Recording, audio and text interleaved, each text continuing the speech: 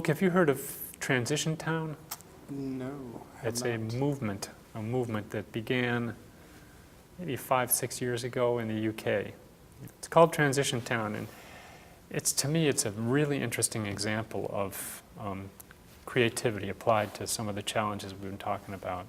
It's a movement to prepare us for coming shocks that we know are going to be coming.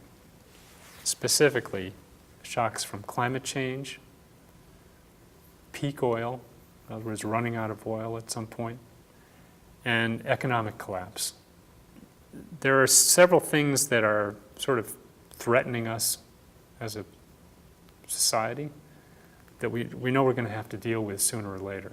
Transition Town is a very positive movement to kind of prepare us and build resilient communities so that when those shocks come, we can deal with them. All right? Okay.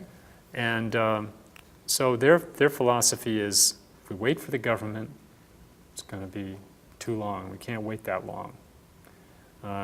If we try to do it all by just changing our light bulbs and buying hybrid cars, that's not going to be enough either. But if we somehow band together and pool our resources and get to know each other in our communities and build local economies and reduce the collective energy in the area that we're all living, and we make plans together, and we get to know our neighbors, in other words, we might have a chance.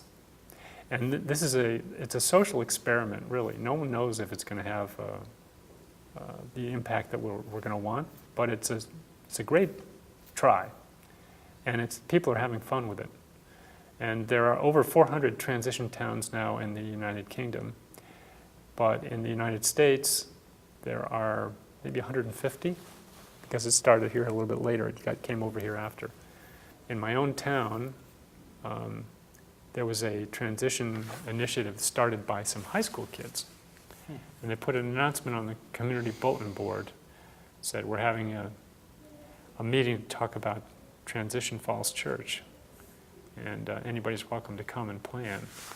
So I, having heard about it from friends, and having just bought a book called The Transition Companion, I went to this gathering, and it was all high school seniors. There was like a dozen of them, and me. Old white-haired guy, and one other guy that had gray hair. And all of us consulted together, and we had just a great time making plans to sort of publicize this and get the word out in the community and start discussions among neighbors and getting to know each other. So ideas like community gardening are one, sharing of tools. Why should I have a leaf blower for my yard when I only use it once or twice a year? And the neighborhood could all take advantage of having something like that. So they're creating like tool banks or tool libraries where you can borrow a tool, and things are owned collectively.